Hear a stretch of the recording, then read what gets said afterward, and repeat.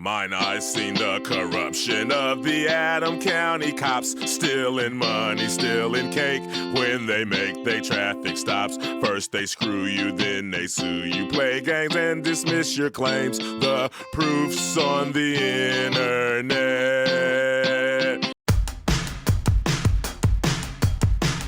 We were born in America, 20 years in the dawn of America, and it's not so terrible in America. Hello, and welcome to American Dreamland. I'm Max Chavez. And I'm Misty Stone. Well, I think if there's one thing we can establish in the history of this podcast is we are very bad at treating this as a business. Yes. And monetizing it. This is a long way of saying we're now on all the services. I only mention that because people are starting to notice us on YouTube, specifically our Candace Owens episode. And I think, honestly, my theory is it's because the title is a little inflammatory in a way towards the anti-Erica Kirk crowd. And so I think they thought they were coming into a pro-Candace stance.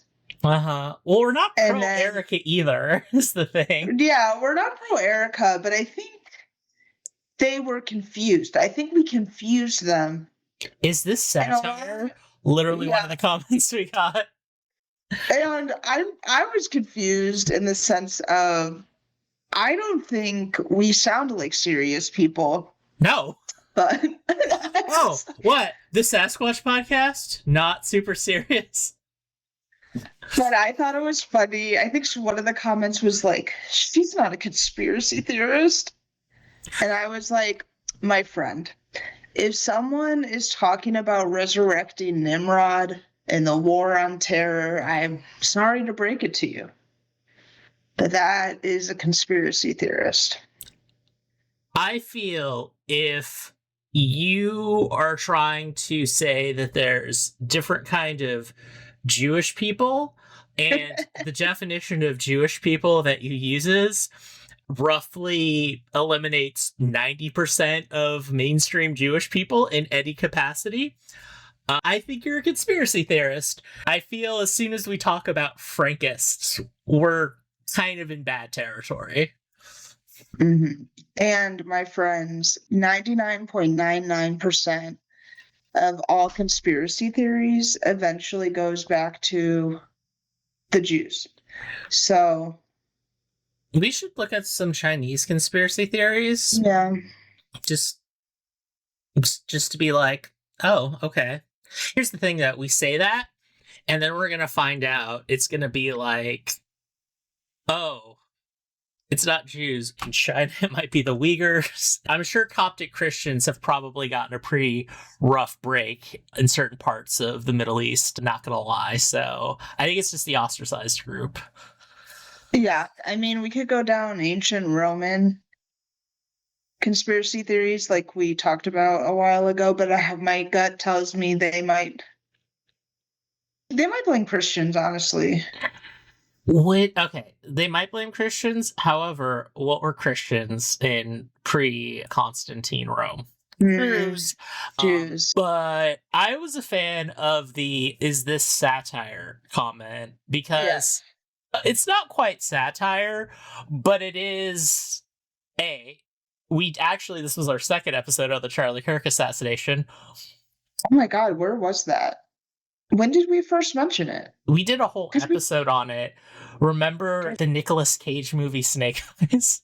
Oh, yeah, we did. We talked about it with Snake Eyes. Given the format of the show, we're not going to get a lot of opportunities to talk about former member of Parliament George Galloway. So obviously, I'm going to take any opportunity I can for the guy who is very adamant that he was raised Catholic and that spirituality is important to him, but at no point will mention his current religious beliefs. Mm-hmm.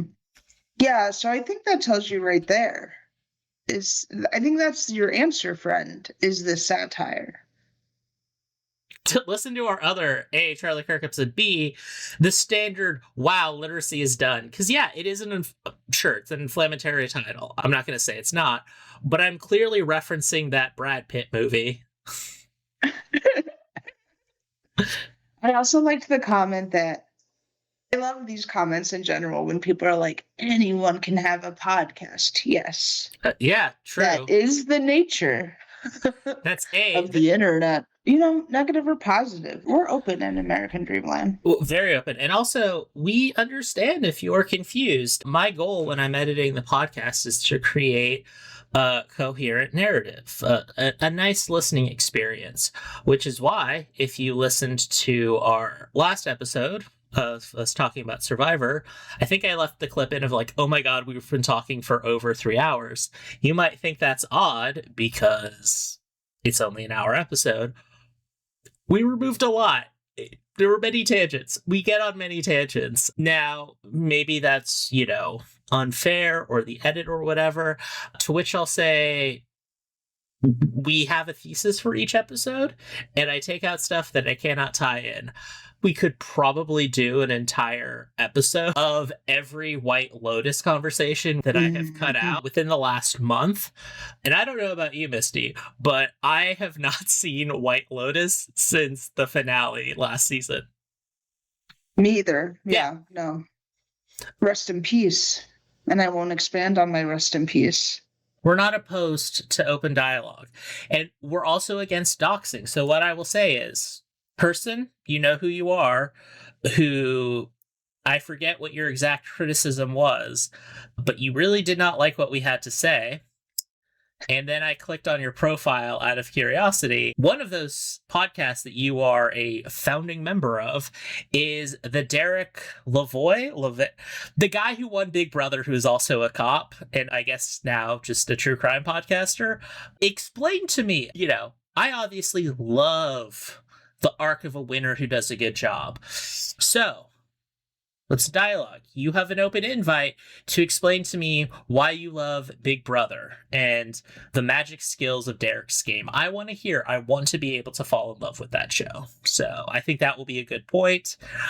I'm also maybe 90% sure that this woman who is a founding member may have just found out, if she's listening, that one of her favorite podcast hosts was even on the show Big Brother. But yeah, just very fun that the first bit of attention we get is just people mad at us. Yes, but to be expected, honestly. What were we expecting, really? I guess it is hard we're probably the only podcast that is both anti-Erica and anti-Candace. Yes, and in this vein of progressives who enjoy conspiracy theories. Yes, and I think we're probably a rare breed. Oh, yeah. And so, we're probably... we'll see what comes. But, for today's topic, we're just going to talk about, we've got some interesting news, some very American news. Very American news, and going on with the things we heard and then just obsessively got into. Well, I think each of us found one thing that we've obsessively gotten into this last week with some overlap. So what did we want to start with, Max? Do we want to get the probably sad stuff out of the way and then just fun, or do we want to? Yes. All right, yeah, let's start with the rough stuff. So I think probably another Duggar, Madam President, a second Duggar has molested their children. Well, not their children. A child. Well, we don't know. I shouldn't laugh. I'm not laughing at that. Allegedly. Allegedly. Another Duggar. So we already had. So For those of you who don't know, Yeah. let's go back. Back in the day, back in the aughts, you grew up with 19 kids and counting. And what became 19 kids and That's counting? right. The Duggar family. We're continuing on with our unintentionally our reality television show coverage. Mhm. But back in the day, right, we had what eventually turned into 19 kids and counting because it started off as specials. Yes, they started off as specials and then got a whole reality TV show where it followed Michelle and Jim Bob Duggar, this couple that a conservative family in Arkansas that it was part of these conservative Christian group that follows these IBLP teachings. Also falls in line with this quiverful movement, which I feel we should take a moment to go over what the IBL is and what the quiverful movement is. Right. And they are movements and teachings where you are meant. So IBLP is more of a homeschooling movement, from my understanding, and then the quiverful is more of the whole philosophy and the whole thought process where you want your quiver to be full, so you're supposed to have as many children. It's very, I would say, big, to me, very big Christian fascist. Yeah, for sure. They're very conservative. It's called quiverful is because your children are to be arrows to fight the evil of modern society. Yes. They are meant to get into politics. They have purposely embedded their kids into politics. That could be a whole episode in and of itself, really. But even Josh Duggar, the oldest Duggar, and the eldest, to have allegations. Well, you don't have to say allegations. That man is in federal prison for now he's in federal prison. A horrific amount of child porn he possessed that he downloaded at the used car lot he was working at after he had been fired from the Family Research Council as a lobbyist, because it came out that not only was he on the website Ashley Madison, but also had horrifically abused his younger siblings. Yes, and do you know why he was likely doing that at work? It was because his wife, like you said, he was on Ashley Madison and stuff. There is this Christian-esque, I forget what the thing was called. It was His Eyes or something, where it's this program you can download that watches the computer for your spouse, so she could see everything he was doing on the home computer. Missy, I hate to mansplain things to you, but it's not just your spouse. It can also be your teenage son, a la Speaker of the House Mike Johnson, who installed it both on his and his teenage son's phone so they could be Accountabilibuddies. Ew. Yeah! Gross! Ew. That's disgusting. Why would you want to do? I do not want to see. I don't want to be Accountabilibuddies with my parents. Here's not only that, which is horrific, but also the fact that it is I know it's probably worse with cis males or whatever, but here's the masturbatory habits of an American teenager. Almost never, because of some form of either trauma or kind of issue in dealing with acceptance, body love, or every single opportunity they are given the chance. There's not really a middle ground, I would think. So all of that. It's also important to know with the IBLP teaching. So since they homeschool, in the homeschooling and a lot of their teaching peoples have gone through the teaching books, they also teach, specifically the girls mostly, that if you are sexually abused, it's your fault. Mm-hmm. Even the young children. Not that it would make it better if you were an adult, but from a young age, they teach these girls that it is your fault, which creates a horrible culture. And clearly they protect because it came out. So Josh's first crime was with his sisters, and that was a whole thing. We saw, I think, God, what talk show did they go on? That was awful. They made the sisters, when it came out to the public, they made the sisters go on a talk show and talk about their trauma and how they forgive their brother. Yeah. It was a whole media circus. But I saw an old clip of Megyn Kelly did an interview with the Duggars. yeah, it was Megyn Kelly. But it came out later, right, that Jim Bob and Michelle knew about Josh molesting his sisters. And instead of, I don't know, doing anything, they took him to a police chief. Yeah, who was family friends. He gave Josh a talking to or took him somewhere, and guess what? That police chief ended up himself going to prison for pedophilia. What?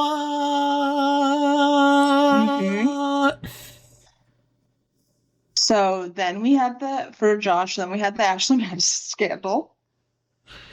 And then we had... I feel we should get all of our tangents in before we actually get to the news story.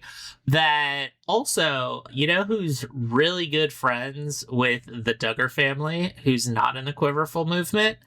Former governor of Arkansas, Mike Huckabee, current U.S. ambassador to Israel, who, God damn it, I hate that I have to say this, got his ass handed to him by Tucker Carlson, asking the most basic questions like, hey, why did you meet in your position as the ambassador to Israel to the person who is, by documentation, the greatest traitor to America since at least 1960? Real good friends with that family. And also his daughter, Sarah Huckabee Sanders, is the current governor of Arkansas. So real cool state you got there. And you had Michelle Duggar, I think it was 2014, calling around, doing phone calls to people, leaving doing transphobic messages, implying for the bathroom. The bathroom bills, yeah. The bathroom bills implying trans people are sexual predators. Meanwhile, she seems to have created a troupe of predators of her own. So, hey, let's give her credit. I know that they have significantly more daughters than sons. And part of how they're able to handle having 19 kids is the older daughters take care of the younger kids. So, could have been one of the sisters who screwed up raising their child. The pressure of, having to raise kids as a kid. How is it that Jerry Falwell Jr. is of the current major evangelical figures, like, the least problematic? And I don't mean like we stand Hunter Biden, but I do think it's similar in the sense of, from a certain perspective, there's not a lot in their personal life that they did morally wrong. It's just kind of like the expectations.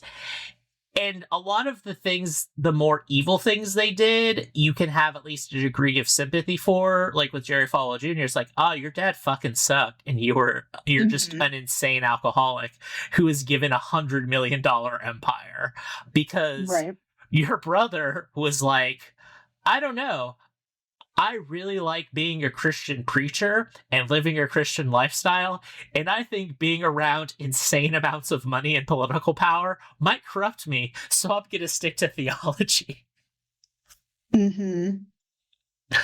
Right. But yeah, it's like, so versus like even someone who's done horrible things, not sex crime related, like Kenneth Copeland is ripping off so much more money than like the Falwells that it's just, by volume, he's probably a much worse person.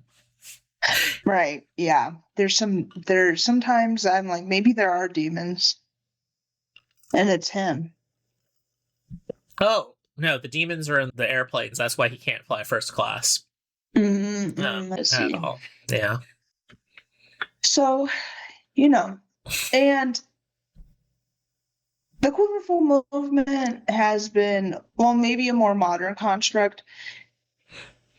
These evangelical Christian spaces have been going on for decades, and they've been influencing politics for decades on purpose. And I would say the Duggar show was such. It was definitely, propaganda. There was a huge humanization movement, Right. of both because of like the immense political power it had, and also just the whole, the post 2004 or the purple states of America type bullshit of like, oh, we just have to find a way. Like, we have to remember how we were all together after 9/11, which, I don't know, there's two really big points of national unity I've experienced in my lifetime, which was after 9/11 and for a very brief period after Barack Obama got elected. And the first one was brought about by the greatest terrorist attack on American soil, and the second one was perhaps the greatest destruction of the American economy, at least since the Great Depression. We got out of the Great Depression. We arguably never got out of the financial crisis. So everyone was just so angry and pissed off. It's like the thing I will always remember. There was a 60-minute story, and it was during the height of the Hillary Obama primary. And they're talking to Democratic voters in Ohio. And there was one guy who's, even though I haven't voted in the primary in like 30 years and have voted Republican since 1991 or whatever, I think I'm going to vote for Obama, even though he's a Muslim, because he's new and different. I don't care. Like, this man was so big. This man had every just, middle ground bad opinion on black people and Muslims. And his result was like, but he's different and can speak well. So I'm just going to vote for him because he'll get me out of this mess. Anyway, just a lot of saying is like, national unity would be great. I'm also happy with avoiding major events that just ruin millions of people's lives as a reason to bring us together for like 6 months before we find some other bullshit to get on. And these people want to ruin our lives, and they're in government right now. So they've been dangerous, and 19 Kids and Counting is to blame for normalizing these people. They should have never been normalized, and now here we are facing the consequences.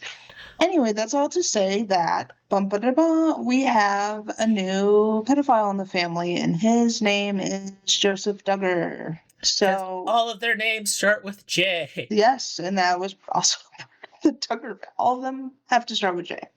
So last week, the first charges came out of Florida.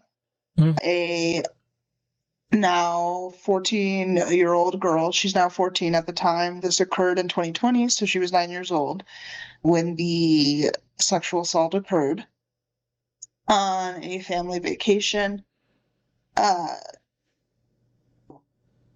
She came forward, and her dad confronted Joseph about this, and apparently he apologized. Why? Okay. So, which would make me think they can use that.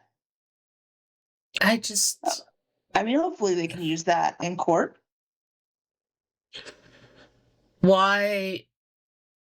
I guess he apologized to her at the time, and then my understanding, I could be misinterpreting, but when the father confronted him, he also apologized to the father. And also there's video of him getting brought in to the police station, and he's like joking around with the cops. It's very strange. It's very weird. It's so weird.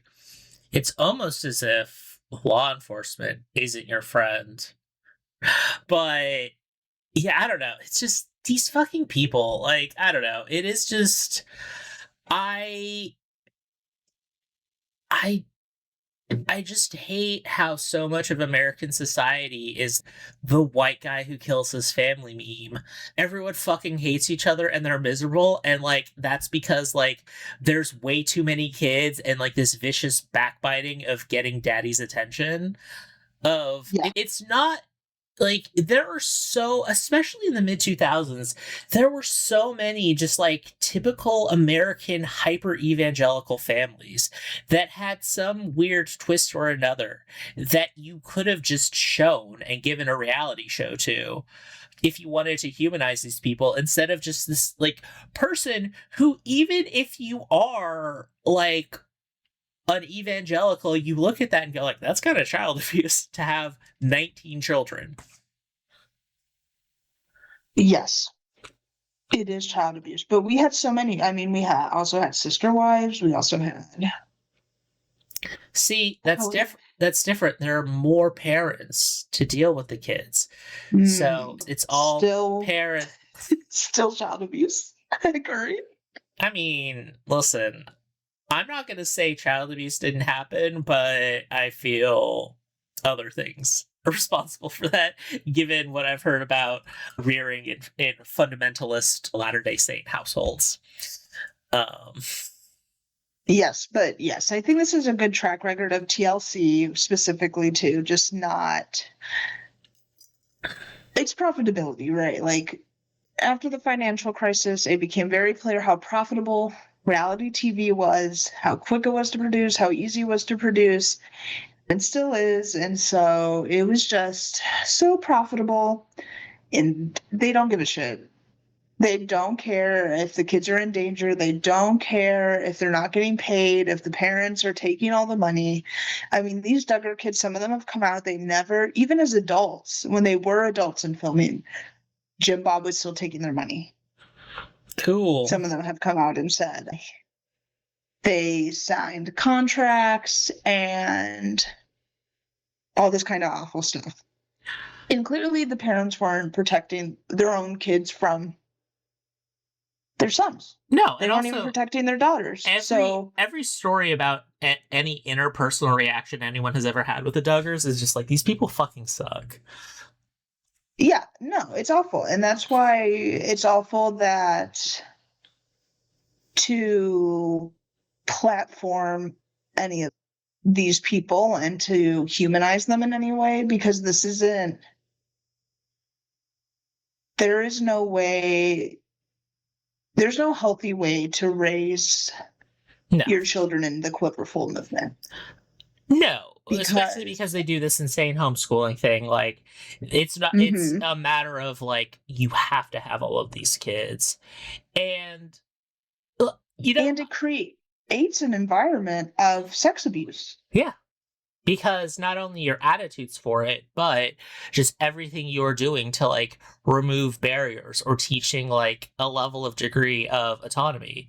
Because I'm sorry, there are plenty of, professional conservative women who, or like, urbanite who are just like, fine, whatever, I'll agree to these like restrictive patriarchal whatever, because whatever reason. Like, there's plenty of women who have enough autonomy to like say create a culture of not rampant sexual abuse while also being very rigidly like patriarchal and like misogynistic. Like, those two things don't have to be so exclusive. It is it is baked in, so it is not just we have like, our society has bad attitudes at times towards this stuff because it is patriarchal, whereas like they are doing everything they can to encourage abuse in addition to having these horrible things. I mean, when you're constantly teaching young girls that everything about them is tempting, like their body is naturally tempting and sexual, and then you're teaching young boys that they can't control themselves, that they can't be alone in a room together. Like, the Duggars would talk about how boys aren't going to be alone in a room together. Like, even siblings can't be alone in a room together. They can't hold hands. They can't, because boys can't control themselves. That's inherently dangerous to teach boys. Yeah. It creates an environment where they have no responsibility.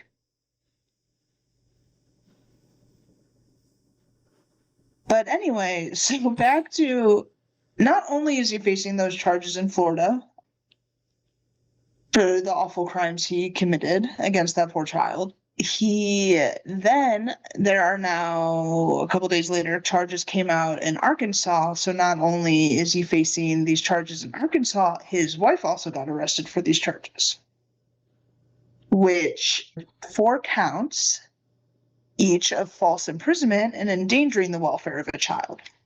Mm-hmm. And we don't Cool. know too much detail. But Misty, they're woke because a woman can do it now. We don't know too much detail, but from what we know, Michelle protected Josh. Yeah. When he was molesting his sisters.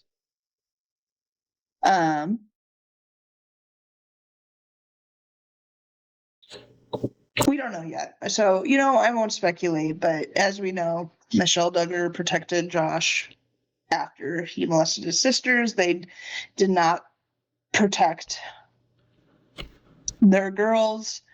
And like I said, they went on Megyn Kelly. They literally had to relive their trauma on the stage and then relive it again when Josh was arrested for the child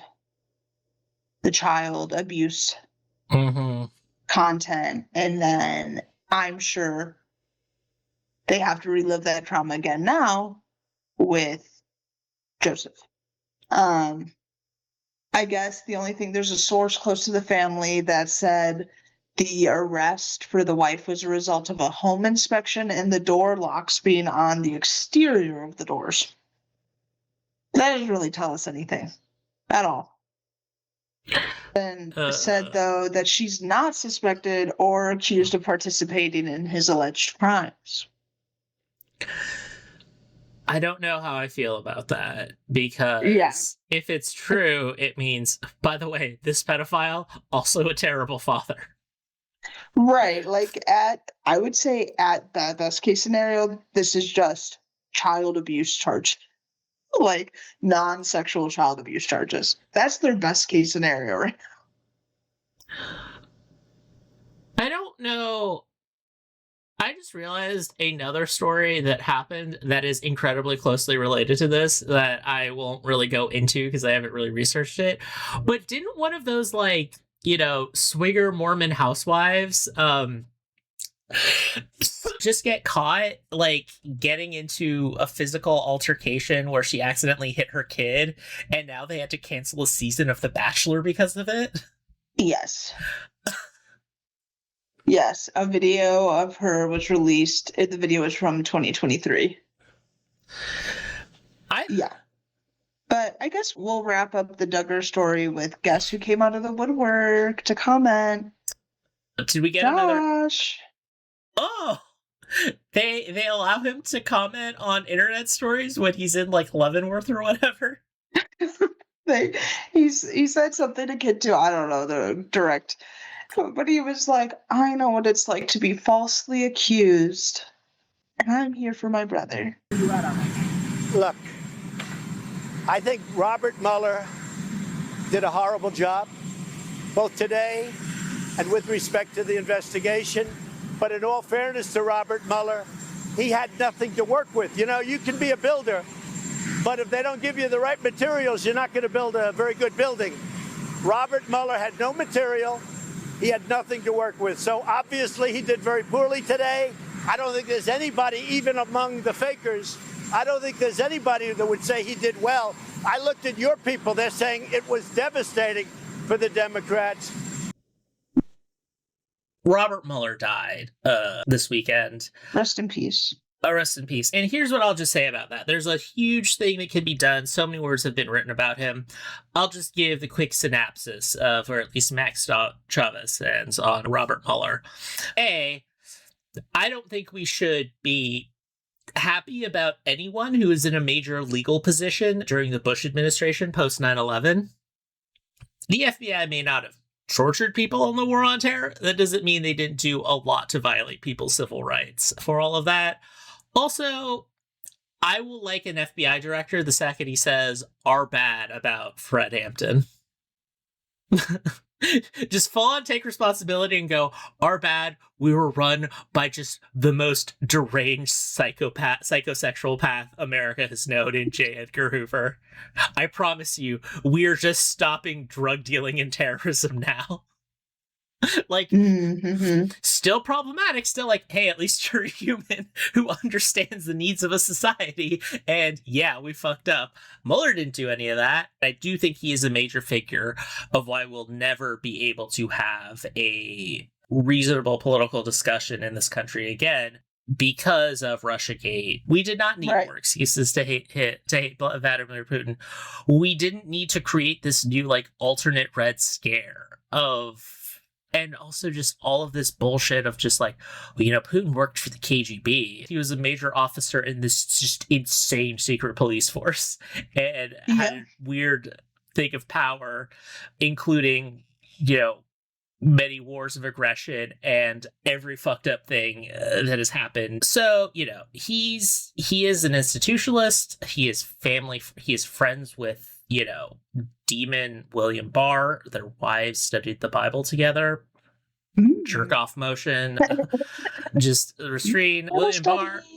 Yeah, William Barr, known for being Trump's attorney general, and his dad, for some reason, giving college dropout Jeffrey Epstein a prominent teaching position at the most prominent private school in Manhattan, you know, for reasons.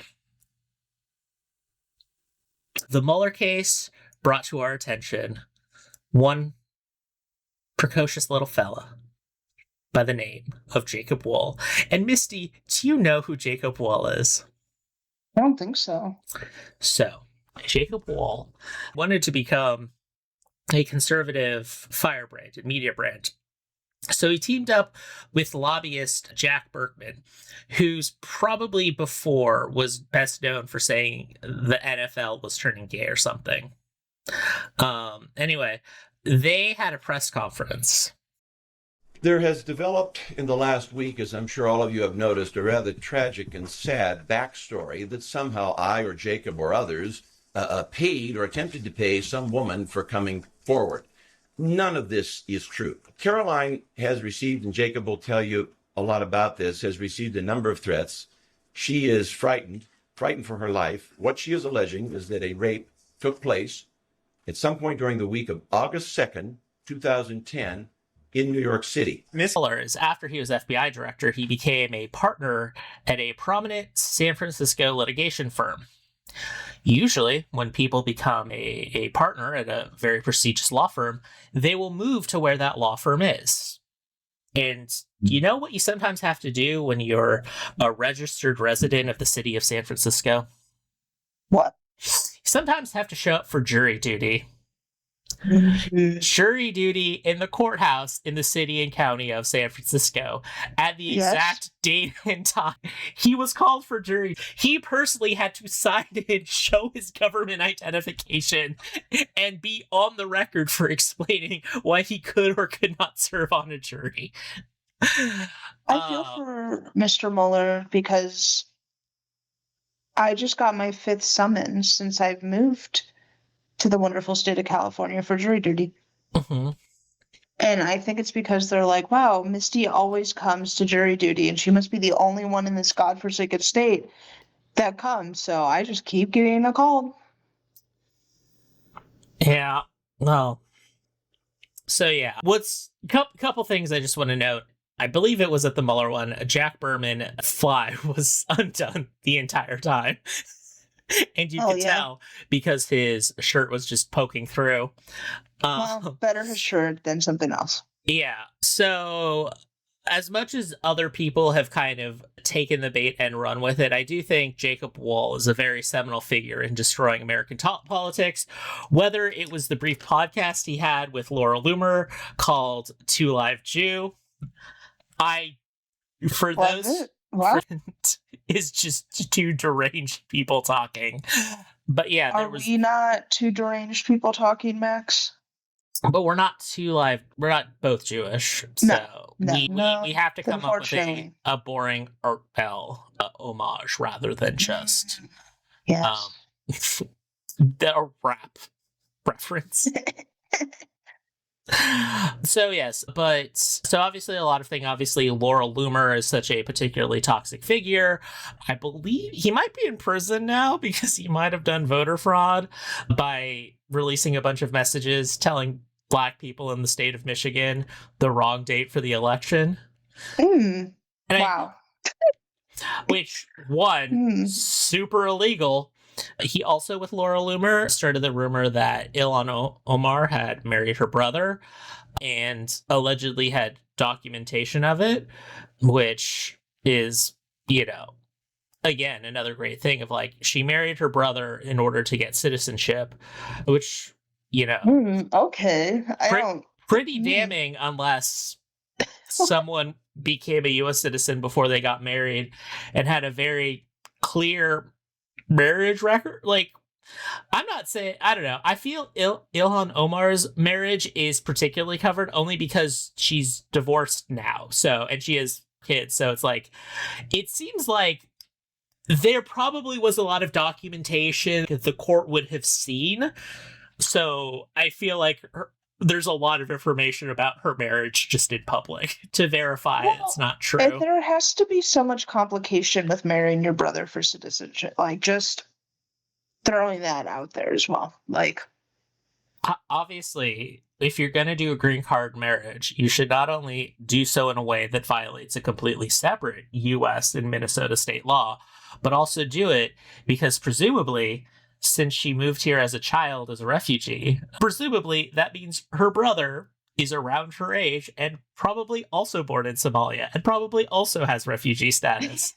So I don't know how they got how this would have provided citizenship. yeah, it's just also something you think about for like a split second and go, that makes no fucking sense. So you would really have to want to believe it to fall for it. Mm-hmm. And I will just say the other thing Jacob Wohl did, which I understand the, you know, disappointing returns and just the magic of some of his early bits in going after Mueller, especially when he said, I got this information from a top Israeli intelligence firm that was called Surefire, went directly to his email, and that the only pictures of people who worked there were Instagram models and the actor Christoph Waltz. So you're 20 years old, Jacob, right? You're 20 years old. Describe to me your investigative experience. And when did you get this honorary Harvard Law degree? It's a figure of speech. Okay. Okay, so you're 20 years old. What is your background as a professional investigator? Like I said, I've done a handful of matters. I've done a handful of matters like this over the years. My mission here is not to establish a narrative. It's not to follow an agenda. It's to bring forth. Hang on. It's to bring forth the facts and let the facts speak for themselves, and that's what we've done here. The gentleman in the back. Yes, sir. Are you both prepared for federal prison? No, we are not. Will, I'll give you the last. Would it surprise you that none of the Instagram models were Israeli? None of them? Like, they were just random people on Instagram. Oh. Yeah, so anyway, it's not the highs and the elaborate Andy Kaufman like performance piece of that, but lest we also forget the male escort he brought out who said that he was a former Marine and was permanently scarred because of how sadistic Senator Elizabeth Warren was. And then tried to show it's like, these are my scars, and it's like a cat of nine tails did this, and it's just someone just kind of scratched the back really hard to make it look like they was wounded. Commitment. We love the commitment to the bit, you know. Wow. Yeah. But I think just that's a good story of just like, wow. That's something. That's, you know, no one will ever reach those heights again, I don't think, but it is also like enough brain damage has happened where it's just like, we can just say things and move on. The Adams County Sheriff kicked down my door. Then I heard the glass break. They found no kidnapping victims, just some lemon pound cake. Mama's lemon pound cake. It tastes so nice. It made the sheriff wanna put down his gun and cut him a slice. Of what? But let's end on a fun note. Yes. And that is, Afroman, because I got high, because. Yes. Famous for his song, Because I Got High. The band, first of all, there's a few things. One is, we've said many times, this podcast is us wanting to find occults, hopefully non-problematic, so we can just turn off part of our brain and just have something to believe in. We also stan a petty bitch. Yes. And we want to focus on the unique tapestry that is our country of America. And we have the trifecta of basically Afroman went full Sov-Civ of I have a First Amendment right to, after a failed raid on his home because of probably racism or whatever from Adams County. Sure, racist. Looked up Adams County, Ohio, and Misty, as our Ohio expert, would you like to guess how many people, according to Wikipedia, it said how many Black people were in the county census? It has to be like not a lot, because it's a southern county, isn't it? It's like on the border of Kentucky. I think so, yeah. So it's probably less than 200. It's like that. 36. Yeah, I was kind of surprised Afroman lives down there, to be honest. I mean, I'm sure there's some cheap land. I will also just say is the number's like 36. I could be misremembering it. Like, there was definitely a lot of years where it was sub 40. But if it's 36, that's also shocking because he says his mother lives with him and his kids live with him. So at minimum, we're dealing with 4 Black people in this household. So that is an entire, sixth of the African-American population of this town, at least, in just this one household. Oh, yeah. And it's not like those areas of Ohio aren't super populated. Mm-hmm. Like, because your big 3 in Ohio are Cleveland, Columbus, and Cincy. And outside of those 3 cities, you have some bigger, you have Toledo and Dayton and stuff. Akron. But outside of those, it can get pretty rural pretty quick. And Adams County is, from my understanding, a pretty rural county. So, for sure, there's no doubt in my mind, it was just he was targeted because he was Black, allegedly. Yes, well, but there was a lot of alleged poor treatment for everything. Yes. So what Afroman decided to do after being unfairly accosted by the Adams County Sheriff's Department is he released an album called Lemon Pound Cake. He also proceeded to make several music videos using his housing footage to make fun of those people who broke down his house. And he uncovered some of their alleged wrongdoings, which some of them included allegedly talking to minors too. Yeah.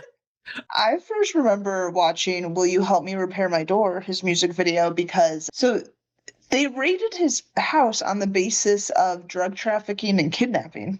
That was what the Warren claimed.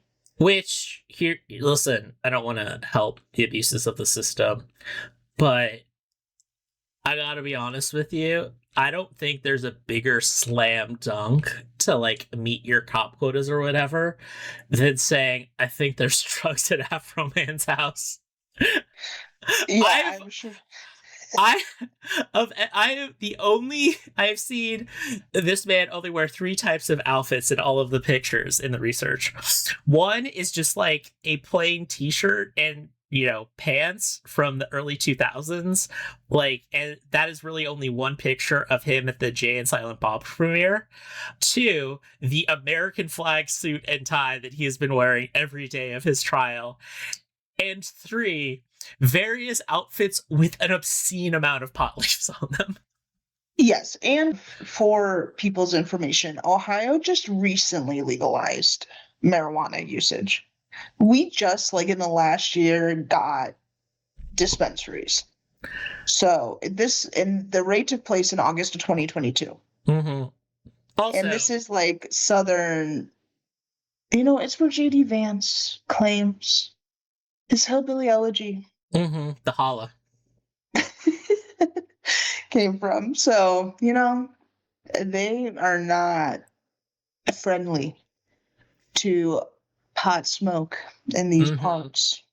I mean, it would be very funny if he would be very much the type of guy J.D. Vance was if none of the things in Hillbilly Elegy were true. And the reason he picked the holler, because he's absolutely the kind of guy who in 2015 was super into the show Justified.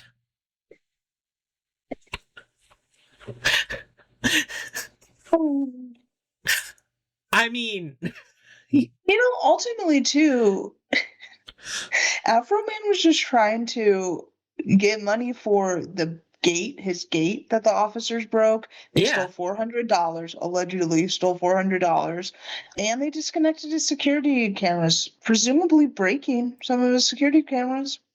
Yeah, and he was, making fun of them. The name Lemon Pound Cake does come from the fact of he saw one of the officers, eyeing his mama's lemon pound cake.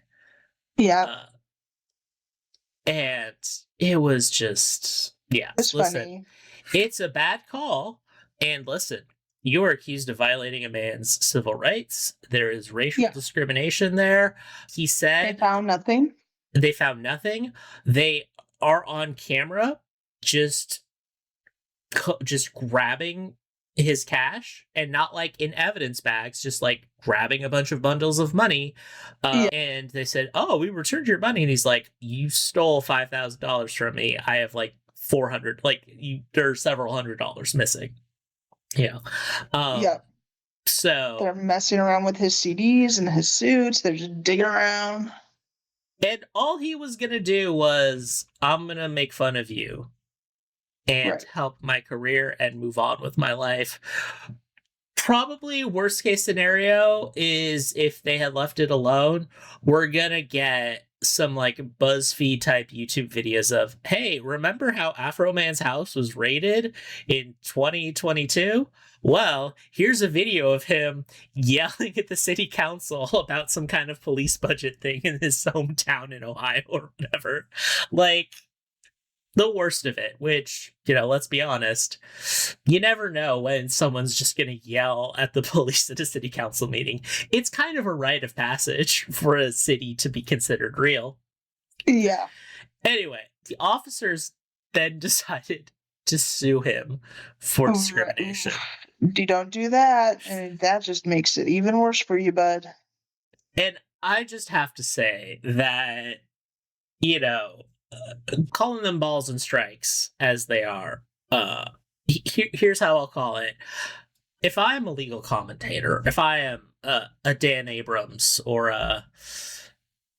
I cannot think of literally any other legal commentator right now, so whatever, I'm going to be like, I don't want to prejudge a trial, but I see Afroman dressed in an American flag suit and sunglasses bad-mouthing the police in rural America, and the most just disheveled, hairy lawyer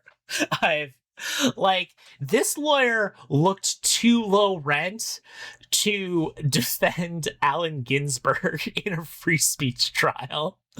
And not talking about the acumen or skill of those people, but his lawyers looked kind of funky. This man was just an overweight Allen Ginsberg First Amendment lawyer guy.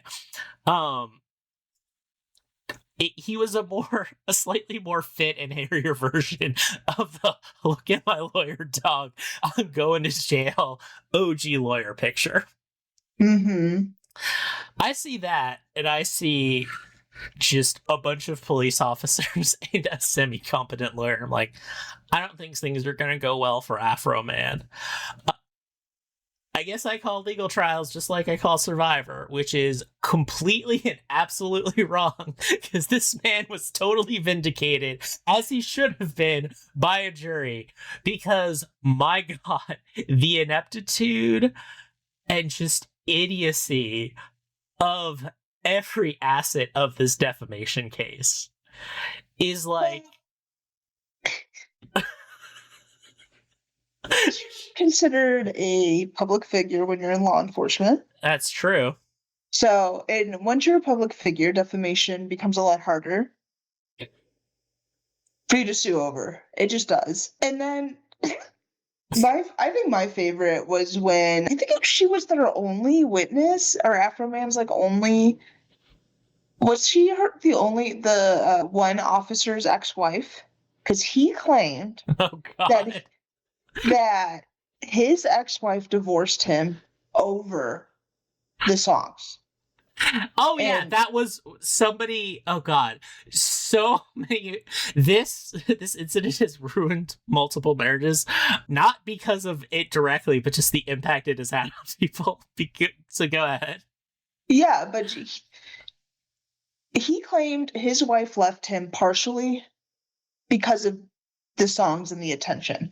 Right. And so Afroman's lawyer asks, "Did you leave because?" And she goes, "No." And it had nothing to do with it. No. And then they don't go over this in trial, but come to find out, though, she had to get a restraining order against her ex-husband. Cool. It has nothing to do with... It had nothing to fucking do with this trial. She said she never got harassed. This never happened. It seemed like their marriage was basically over before any of this went down. That's pretty good. My favorite has to be the guy who went up, and the lawyer basically said, there's a few defenses against defamation. The biggest and most, ironclad is the truth. That you can't defame when all you're doing is reporting the truth. The other one is a claim made is so absurd and so obviously false to anyone who thinks about it that people just wouldn't believe it. Is another defense used against defamation. And it was asked that there was the song that has been stuck in my head all weekend, which is Randy Walters is a son of a bitch. I fucked his wife and got filthy rich.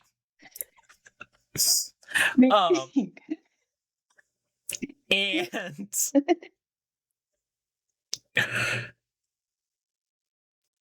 he was like, so obviously this is what my client is saying about you. So wildly absurd because, sir, you know your wife is not fucked Afroman. And you can tell that this man has enough intelligence to understand that he can't say the Fifth Amendment because that undermines everything. It implies he knows he cannot lie on the stand because of that. So what he does is he says, I don't know that for sure. With my wife for 28 years. She didn't have an affair with Mr. Foreman. She didn't make my daughter with Mr. Foreman. Sure. So does it paint you in a false light? Yes, that my wife is cheating on me with Mr. Foreman. But we all know that's not true, correct? I don't know. And the lawyer follows up with like, are you telling me that you cannot, as a matter of fact, for the record, say that you are 100% certain that Afroman has not fucked your wife? And he's like, I do not know that for certain. And I'm just wondering, like, how do you survive this? How do you get away with saying, I'm not sure Afroman hasn't fucked my wife? I feel like if I was his wife, I would then see if I could sleep with Afroman out of spite. Yeah. I'd be like, Afroman, can we hook up? Yeah, if I'm the wife, I'm one of two things. I'm either like, I cannot believe you threw me under the bus like that. I'm leaving you, marriage over.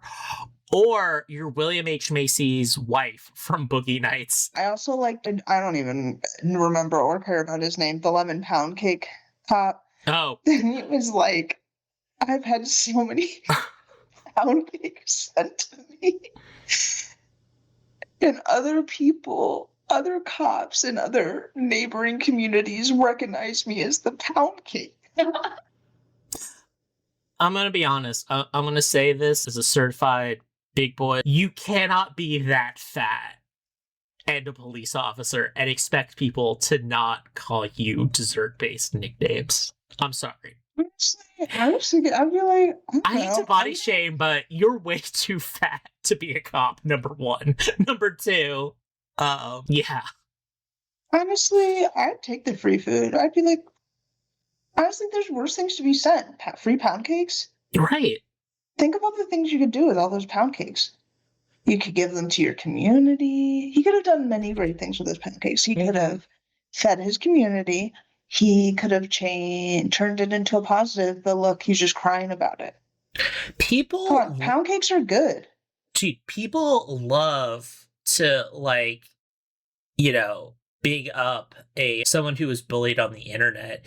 You're one of those cops who, like, plays basketball with kids and runs, like, a food drive, and Afroman called you a name.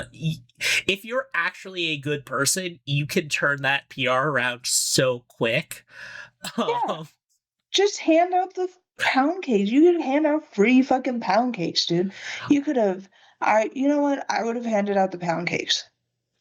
Because one, I wouldn't be able to eat them. Two, though, if they were vegan pound cakes, I would take it one or two, you know, and then hand out the rest of them. But if I had to be sent something out of spite, I hope it was something delicious like a pound cake. And also, like, let's just be real in so many ways. Like, obviously, I think our position on this issue is known, but, you know, calling balls and strikes, like, there's actually a really funny way for the police to handle this matter. You know how I know that that's the case? Because there's an Adams County in Colorado that got confused with that, and they got so much hate on social media for, like, look at what you fucking did to Afroman. And you know what their response was, hi there, I'm the sheriff for Adams County. And he just took all the criticisms and it's like, you know what? These are all correct things. It's very bad. And we should apologize as a department if we did these things. Just a slight problem. We're Adams County, Colorado. They're Adams County, Ohio. Like, boom. Million internet points.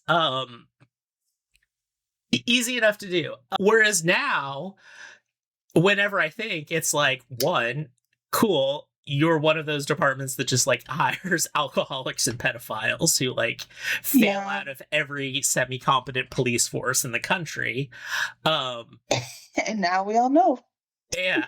And then also, I was reading the New York Post version of that, which I was trying to get, like, a balanced view of, like, oh, what are the pro-cop people going to say? First of all, surprisingly neutral take. They refer to Afroman as iconic and do not denounce anything that he did. It is, like, very old-school journalism of, like, this figure is suing this figure type story. And then all of the comments on it were just either people going, yeah, fuck the police, or... like, even, like, I think the two most pro-cop comments I saw on that, one of them was still body shaming the woman who was crying on the stand. And two was like, listen, lemon pound cake's delicious. All I'm saying is, I'm doing a raid at a house. I see a delicious lemon pound cake.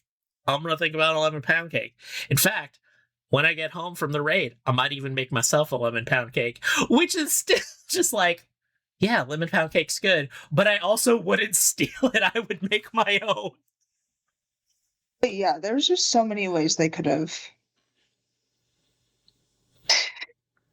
But it's very Ohio of them. And it's like Podunk, Ohio. Sorry, This, y'all, if you live in Adams County. and I also have to feel like, listen, you know, critical support for Afroman, but I feel we need to, you know, we need to call out some things.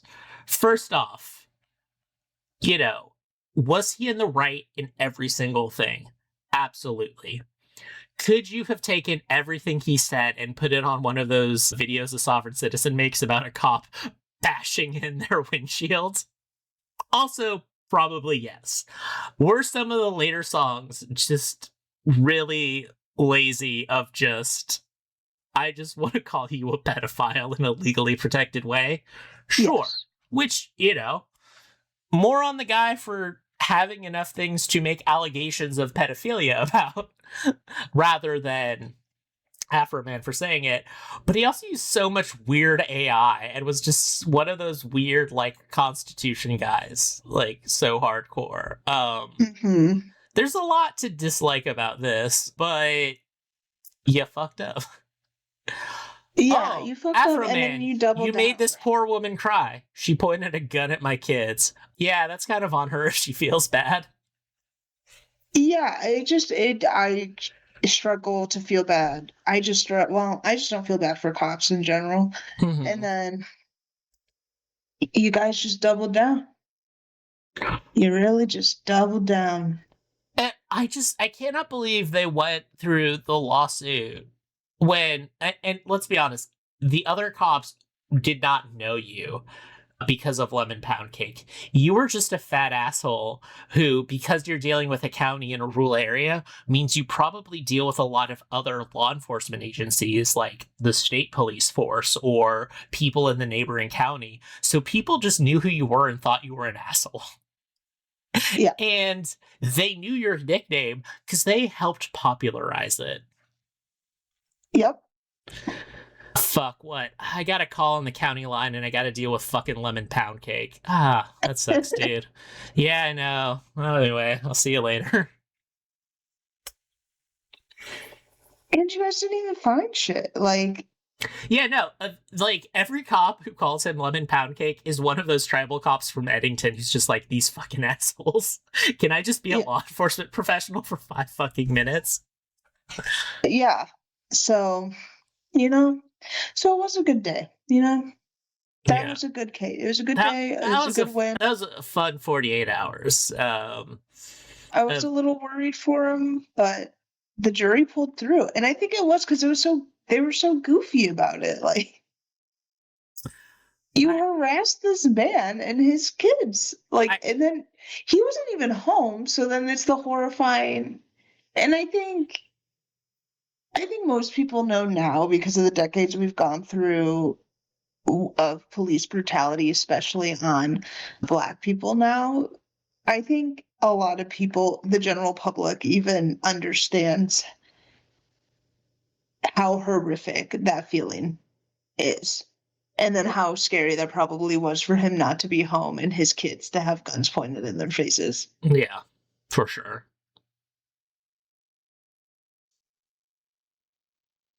So, you know what? He's justified.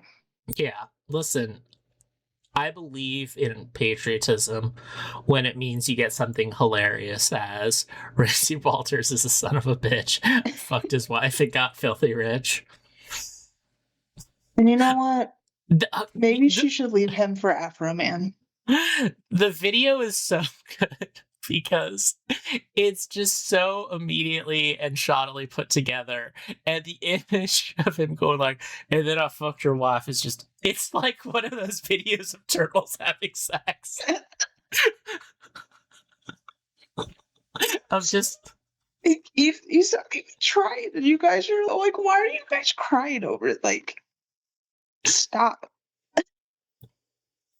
It's like with the one woman was crying. I was like, this makes me dislike you more. Stop it.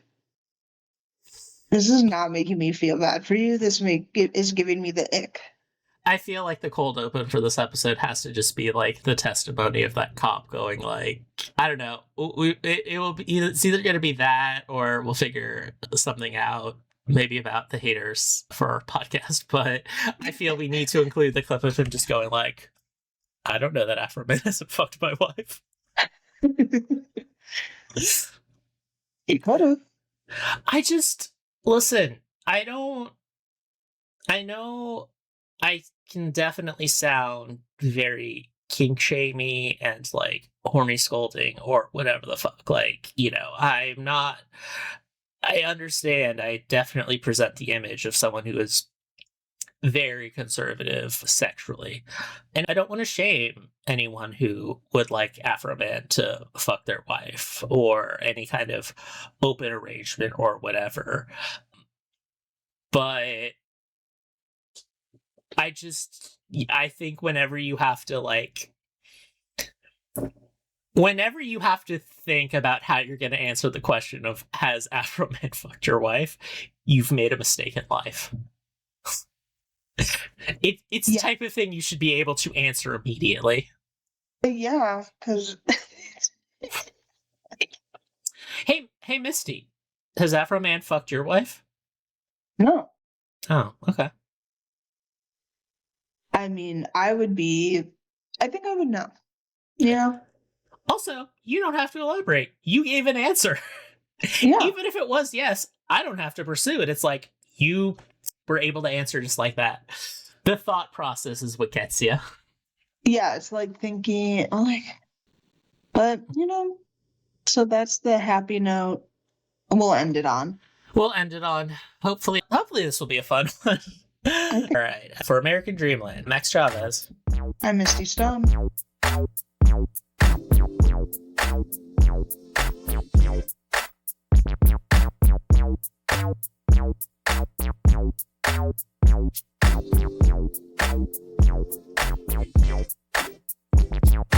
Randy Walters is the son of a bitch. Yeah, that's why I fucked his wife and got filthy rich.